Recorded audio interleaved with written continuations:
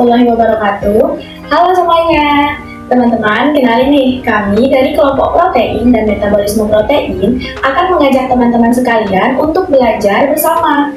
Nah, pada pembelajaran kali ini kita akan belajar mengenai apa saja hormon yang dihasilkan oleh kelenjar hipofisis tengah atau intermediate. Tidak perlu berlama-lama, langsung saja teman-teman simak video pembelajaran ini ya.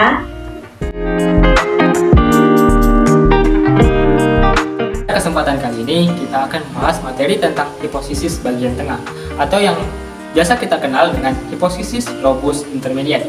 Sebelum memasuki materi yang lebih lanjut, mari kita kenalan apa itu hipofisis bagian tengah. Simak penjelasannya. Kelenjar hipofisis merupakan kelenjar endokrin yang ukurannya hanya sebesar biji kacang dan jika ditimbang beratnya juga hanya sekitar 0,5 gram. Kelenjar hipofisis bagian letah terletak di bawah tengkorak terjepit antara saraf optik manusia. Pada kesempatan kali ini, kita akan membahas tentang hormon kelenjar hipofisis dan berbagai macam fungsinya. Kelenjar hipofisis tersebut sangat berperan penting dalam menjalankan aktivitas kegiatan manusia dalam kehidupannya sehari-hari. Apalagi, kelenjar hipofisis tersebut dikenal sebagai kelenjar master. Kelenjar hipofisis tersebut menjadi kelenjar master sebab memiliki fungsi untuk menghantarkan organ yang lain dalam menjalankan pekerjaan mereka. Sebagai bagian dari contoh, kelenjar hipofisis tersebut memiliki fungsi guna memberitahukan kelenjar adrenal bahwa akan menambah atau malah mengurangi produksi hormon manusia. Kelenjar hipofisis terbagi menjadi 3, salah satunya itu hipofisis intermediate atau hipofisis bagian tengah. Hipofisis intermediate adalah area di mana antara lobus anterior dan posterior. Hipofisis bagian tengah ini menghasilkan beberapa hormon, diantaranya simak video selanjutnya.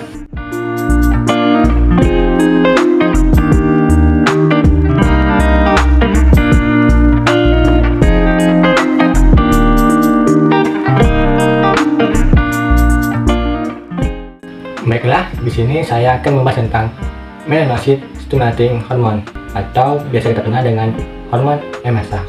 Hormon MSH ini ialah sekelompok hormon yang dihasilkan oleh kelenjar hipofisis, hipotalamus, dan kulit. Hormon MSH ini sangat penting untuk melindungi kulit dari sinar matahari dengan merangsang pembentukan melanin.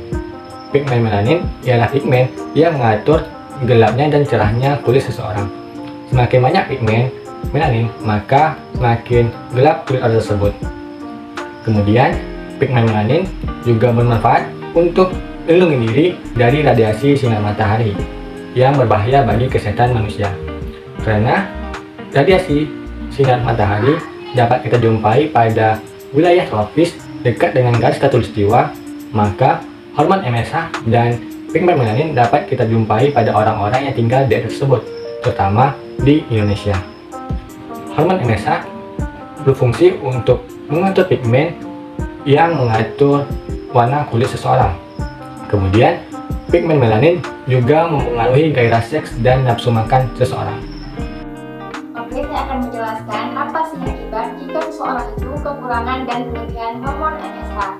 Jadi, jika seseorang itu kekurangan hormon MSH, dapat menyebabkan yang namanya penyakit albino. Penyakit albino adalah mutasi salah satu gen di dalam tubuh. Penyakit albino adalah suatu kelainan pada produksi melanin yang mengakibatkan penderitanya itu mengalami kekurangan atau sama sekali tidak memiliki pigmen melanin di dalam tubuhnya. Kondisi ini mengakibatkan warna rambut, kulit, dan kornea mata penderita terlihat sangat pucat atau cenderung putih. Orang dengan penyakit albino atau albinisme ini juga memiliki sensitivitas yang sangat tinggi terhadap sinar matahari yang membuat mereka lebih rentan untuk mengalami kanker kulit. Lalu bagaimana jika seseorang itu kelebihan hormon MSH? Jadi jika seseorang kelebihan hormon MSH dapat menyebabkan yang namanya penyakit melanisme. Melanisme adalah lawan dari albino. Jika albino terjadi karena kekurangan zat melanin, melanisme ini sebaliknya. Kelainan gen genetik ini disebabkan oleh zat melanin yang berlebihan. Melanin yang berlebihan itu menumpuk dalam tubuh dan akhirnya kulit, bulu atau kornea mata itu menjadi berwarna hitam. Tapi kasus melanisme ini sangat jarang ditemukan pada manusia. Kasus melanisme ini sering terjadi pada hewan. Contohnya itu adalah jaguar. Jadi jaguar adalah salah satu hewan yang mengalami melanisme.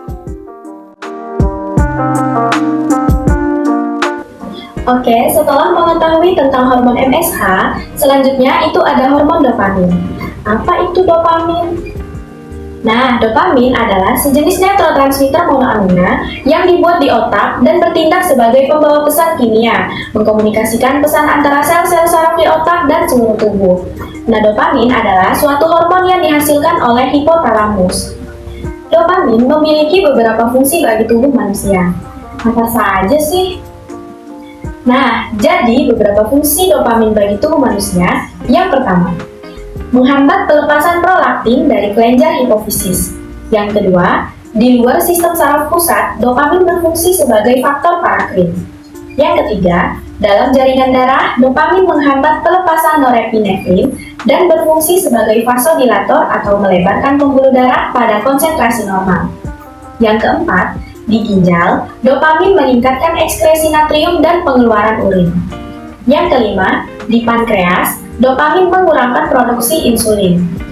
Yang keenam, dalam sistem pencernaan, dopamin mengurangi motilitas dan melindungi mukosa usus.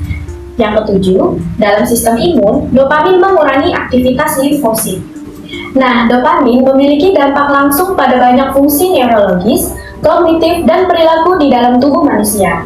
Beberapa fungsi dopamin yang memiliki dampak langsung dalam tubuh manusia yaitu: yang pertama, untuk bergerak; yang kedua, untuk merasakan kesenangan; yang ketiga, untuk perilaku dan kognisi; yang keempat, meningkatkan suasana hati; yang kelima, meningkatkan gairah; yang keenam, mengontrol rasa mual dan ingin muntah; dan yang ketujuh, regulasi hormon dan kelenjar tertentu. Oke, selanjutnya apa sih akibat jika kekurangan dan kelebihan hormon dopamin? Jika terlalu sedikit atau terlalu banyak dopamin dapat menyebabkan banyak masalah. Dengan kekurangan dopamin, manusia bisa mengalami sejumlah gejala seperti kehilangan keseimbangan, perubahan berat badan, kram otot, energi yang rendah, kecemasan, perubahan suasana hati, gairah seks yang rendah, sembelit, tremor, sulit tidur, hingga halusinasi. Sedangkan jika dalam tubuh terdapat tingkat dopamin yang tinggi, maka dapat meningkatkan konsentrasi, energi, dorongan seks, dan kemampuan manusia untuk fokus.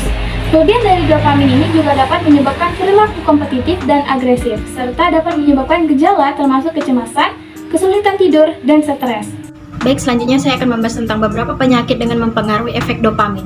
Beberapa penyakit yang mempengaruhi sistem saraf bisa dikaitkan dengan disfungsi sistem dopamin. Yang pertama itu ada penyakit Parkinson. Penyakit Parkinson yaitu kondisi degeneratif yang menyebabkan tremor dan gangguan koordinasi gerakan tubuh, disebabkan oleh kehilangan neuron yang melepaskan dopamin di area otak tengah yang bernama substantia nigra. Kerusakan sel saraf di otak menyebabkan tingkat dopamin turun, sehingga berujung pada gejala Parkinson. Parkinson sering dimulai dengan tremor di satu tangan. Gejala lain adalah gerakan lambat, kekakuan, dan hilangnya keseimbangan. Yang kedua itu ada sindrom kaki gelisah. Sindrom kaki gelisah dan gangguan pemusatan perhatian dan hiperaktivitas telah dikaitkan dengan kekurangan aktivitas dopamin. Kondisi yang ditandai oleh dorongan hampir tak tertahankan untuk menggerakkan kaki, biasanya saat malam hari. Sindrom kaki gelisah biasanya terjadi ketika duduk atau berbaring. Hal ini biasanya memburuk seiring bertambahnya usia dan dapat mengganggu tidur. Di sini saya akan menjelaskan apa itu hormon insulin. Nah, kita masuk ke materinya. Apa itu hormon insulin? Hormon insulin adalah hormon alami yang dihasilkan oleh tubuh, lebih tepatnya oleh organ pankreas. Nah, hormon ini berperan dalam memindahkan glukosa dari darah menuju sel yang ada di seluruh bagian tubuh. Hormon ini berkaitan erat dengan masalah kesehatan yang menyebabkan kadar gula darah tinggi, hiperglikemia, dan kadar gula darah rendah, hipoglikemia, termasuk penyakit diabetes mellitus. Nah, materi kedua adalah fungsi hormon insulin. Nah, fungsi hormon insulin ini ada beberapa. Yang pertama, pasti fungsi utamanya untuk mengontrol gula darah guna mencegah berbagai kompilasi akibat penyakit diabetes. Nah, yang kedua ada memodifikasi aktivitas enzim dan reaksi yang ada yang dihasilkan oleh tubuh. Nah, yang ketiga ada membangun otot setelah sakit atau cedera melalui pengangkutan asam amino ke jaringan otot. yang diperlukan untuk memperbaiki kerusakan otot dan meningkatkan ukuran dan kekuatan. Ini membantu mengatur penyerapan asam amino, replikasi DNA dan sintetis protein. Nah, yang keempat ada mengelola sintetis lipid dengan penyerapan ke dalam sel-sel lemak yang diubah menjadi trigliserida. Nah, yang kelima ada mengelola pemecahan protein dan lipid karena perubahan sel-sel lemak. Yang terakhir, penyerapan asam amino dan kalium ke dalam sel yang tidak dapat berlangsung tanpa adanya insulin. Akibat jika kekurangan hormon insulin, dengan tidak adanya insulin, tubuh tidak dapat memanfaatkan glukosa sebagai energi dalam sel. Akibatnya, glukosa tetap berada dalam aliran darah dan dapat menyebabkan hiperglikemia. Hiperglikemia kronis merupakan karakteristik diabetes mellitus dan jika tidak diobati berhubungan dengan komplikasi berat seperti kerusakan pada sistem saraf, mata, ginjal, dan ekstremitas. Dalam kasus yang parah, kekurangan insulin dan berkurangnya kemampuan untuk menggunakan glukosa sebagai sumber energi dapat menyebabkan ketergantungan pada simpanan lemak sebagai satu-satunya sumber energi. Nah, pemecahan lemak ini dapat melepaskan keton ke dalam aliran darah dan dapat menyebabkan kondisi serius yang bernama ketoasidosis. Nah, tadi ada kekurangan, tentunya ada kelebihan nih, kelebihan hormon insulin. Apa sih akibatnya? Jika di dalam tubuh memiliki lebih banyak insulin, sel akan mengambil terlalu banyak glukosa dalam darah. Hal ini menyebabkan kadar glukosa darah rendah yang tidak normal, yaitu hipoglikemia. Tubuh bereaksi terhadap hipoglikemia dengan melepaskan glukosa yang organ hati simpan dalam upaya untuk mengembalikan kadarnya menjadi normal. Kadar glukosa yang rendah dalam darah bisa membuat seseorang merasa sakit. Tubuh memasang respon perlawanan awal terhadap hipoglikemia melalui serangkaian saraf khusus bernama sistem saraf simpatik. Hal ini menyebabkan jantung berdebar, berkeringat, lapar, cemas, gemetar, dan kulit pucat yang biasanya memperingatkan orang tersebut tentang kadar glukosa darah yang rendah, sehingga hal ini dapat mencari pengobatan. Di sini saya akan menjelaskan penyakit yang terjadi apabila hormon insulin terganggu. Yang pertama itu ada resistensi insulin. Kondisi ini terjadi ketika sel otot, lemak, dan hati tidak dapat menggunakan insulin dengan baik. Dampaknya, pankreas akan bekerja lebih ekstra untuk menghasilkan lebih banyak insulin agar glukosa dapat digunakan sebagai energi. Jika tidak ditangani, lama-kelamaan resistensi insulin akan berkembang menjadi diabetes. Kedua, yaitu diabetes mellitus. Penyakit di mana kadar gula dalam darah menjadi terlalu tinggi akibat ketidakmampuan tubuh untuk menggunakan glukosa menjadi energi. Glukosa tidak bisa diubah karena jumlah insulin dalam tubuh tidak cukup atau sel tubuh tidak bereaksi terhadap insulin. Contohnya insulinoma, yaitu tumor kecil di pankreas akan mengakibatkan produksi insulin menjadi berlebihan.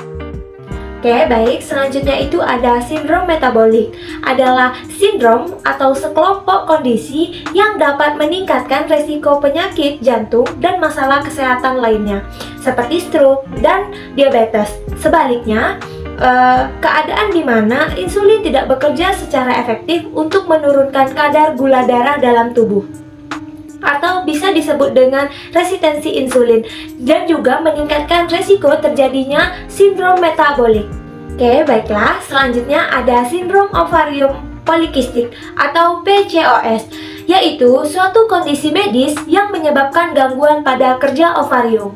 PCOS mengakibatkan kadar beberapa hormon dalam tubuh menjadi abnormal, termasuk kadar hormon insulin yang menjadi lebih tinggi. Dan banyak wanita yang mengalami PCOS atau sindrom ovarium polikistik ternyata juga mengalami resistensi insulin atau akibat dalam tubuh yang memproduksi insulin lebih banyak lagi.